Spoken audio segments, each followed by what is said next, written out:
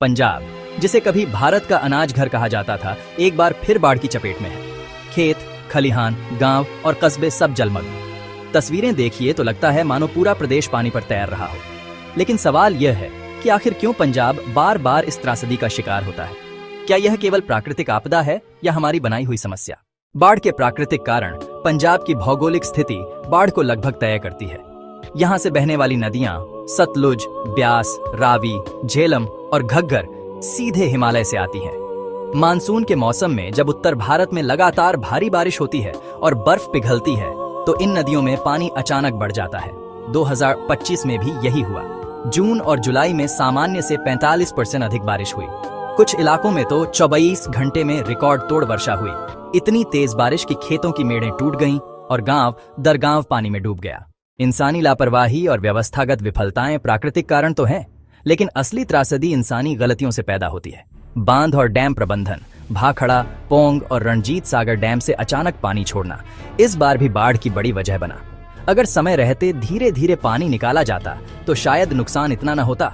Drainage system की बर्बादी। पंजाब में दर्जनों बरसाती नाले और ड्रेन हैं, लेकिन उनकी सफाई वर्षों से लापरवाही का शिकार रही। कई नालों पर अतिक्रमण कर मकान और फैक्ट्रियां खड़ी कर दी गईं।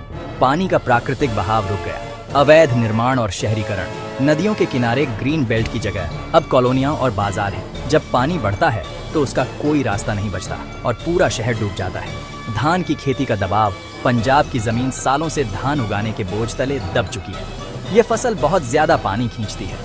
भूजल का स्तर नीचे चला गया है और मिट्टी की जल निकासी क्षमता कमजोर हो गई है। नतीजा, बारिश का पानी जमीन में समाने के बजाय सतह पर भर जाता है। 2025 की बाढ़ का असर इस बार के हालात और भी भयावह हैं। फसलों का नुकसान अभूतपूर्व है। अनुमान है कि लाखों हेक्टेयर धान और मक्का पूरी तरह बर्बाद हो गए। हजारों घर बह गए या रहने लायक नहीं बचे।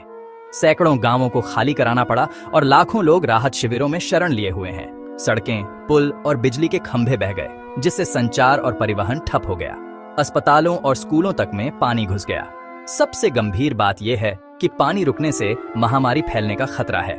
मलेरिया, डेंगू और जल जनित बीमारियां अब हर राहत शिविर में चिंता का कारण है।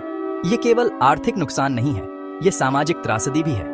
किसानों की आंखों में निराशा है, मजदूर बेरोजगार हो गए हैं और आम आदमी का घर बार छिन गया है। राजनीति और प्रशासन की भूमिका।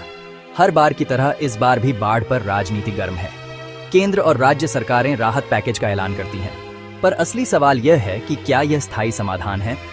गांवों के लोग कहते हैं नेता केवल बाढ़ के वक्त हेलीकॉप्टर से ऊपर से मुआयना करने आते हैं, लेकिन असली समस्या पर कोई ठोस योजना नहीं बनती। वैज्ञानिक दृष्टिकोण विशेषज्ञों का मानना है कि अब बाढ़ को केवल प्राकृतिक आपदा कहकर पल्ला नहीं झाड़ा जा सकता। यह मैन मेड डिजास्टर बन चुकी है। जलवायु परिवर्तन ने बारिश का पैटर्न बदल दिया है। जमीन का अत्यधिक दोहन और धान जैसी फसलों पर निर्भरता ने मिट्टी की क्षमता तोड़ दी है। शहरीकरण ने नदियों का रास्ता रोक दिया है। समाधान और भविष्य की राह अगर पंजाब को बाढ़ से बचाना है तो अब दीर्घकालिक रणनीति अपनानी होगी। ड्रेनेज सिस्टम का कायाकल्प, सभी नालों और ड्रेनों को साफ करना और अतिक्रमण हटाना। स्मार्ट डैम मैनेजमेंट, डैम से पानी छोड़ने के लिए वैज्ञानिक और चरणबद्ध नीति बनाना। फसल चक्र में बदलाव, धान से हटकर मक्का, दालें और अन्य कम पानी वाली फसलों को बढ़ावा देना। नदियों के किनारे ग्रीन बेल्ट, पेड़ पौधे लगाना और निर्माण पूरी तरह रोकना। टेक्नोलॉजी और अलर्ट सिस्टम, मौसम पूर्वानुमान, सैटेलाइट इमेजिंग और फ्लड अलर्ट से पहले ही गांवों को सतर्क करना। जन भागीदारी, केवल सरकार नहीं, गांव गांव में फ्लड कंट्रोल कमेटी बनानी होगी। निष्कर्ष, पंजाब 2025 की यह बाढ़ केवल पानी की त्रासदी नहीं है। यह हमारी नीतियों, हमारी खेती किसानी की आदतों, हमारी लापरवाहियों और जलवायु परिवर्तन सबका सम्मिलित नतीजा है। अगर अब भी हमने सबक नहीं लिया तो आने वाले सालों में बाढ़ केवल बड़ी आपदा नहीं, बल्कि पंजाब की पहचान और भविष्य के लिए खतरा बन